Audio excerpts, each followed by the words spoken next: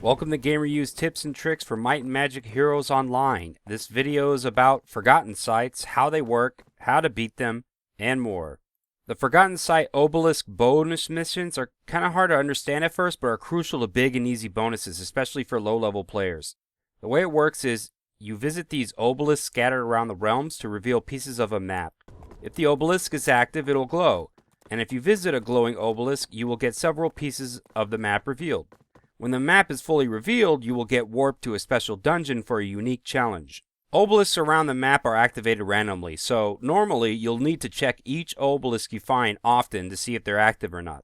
You can also use obelisk shards you find in the game while visiting the Forgotten Site map screen for a free map piece reveal, skipping the need for one single obelisk visit. Easiest of all, you can also pay up hero seals to reveal the whole map right there.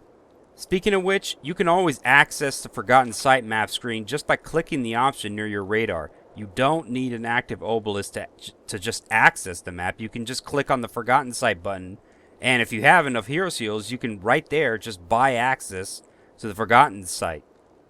Now, when you are a low level, in my opinion, if you are going to pay up hero seals at the beginning of the game for anything, it should be visits to the Forgotten Sites. You can get massive rewards for beating Forgotten Site dungeons, such as Dragon Steel, tons and tons of valuable experience points, excellent artifacts, massive caches of wood to build up your town quickly, and more.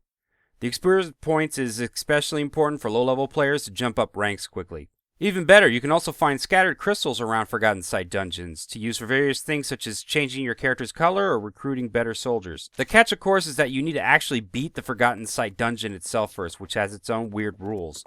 You got a time limit to explore the dungeon, find the dungeon boss, kill it, and take its treasure. You cannot use your own artifacts and even your own soldiers. Instead, for this dungeon, you have to find new soldiers hidden around the place, usually guarded by enemies.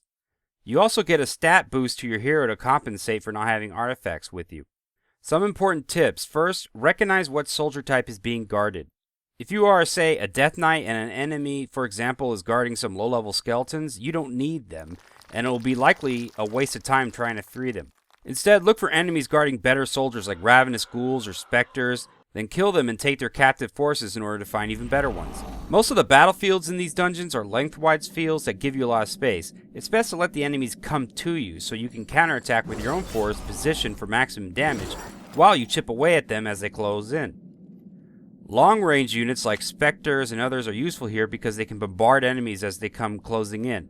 Also, moves that restrict enemy movements such as entangle are even more helpful, slowing down enemies as they approach and allowing your long-range guys even more maneuverability and options. Scrolls and mana potions are also vital here because they can help for the lack of artifacts, and scrolls especially can save you mana during the boss fight. Remember that you can buy more of them from the spellbook menu if you are really desperate. Speaking of which, during the boss battle, unless the boss has a heavy hitter or two out there helping it, concentrate on pounding the boss, and use spells with good damage over time to chip away at its hit points. Scrolls like Warlord's Command are also useful for having your forces pile on the damage without spending mana, as is scrolls designed to cripple bosses outright, such as Weakness.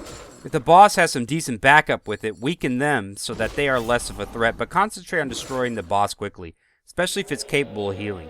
If the boss has poor movement range, long-range fires will be useful for piling on damage from afar, while it gets distracted with melee units that will block its path. Long story short, play smart, tactically, bring some potions and scrolls just in case, and you'll get a big payoff from the Forgotten Site as a result.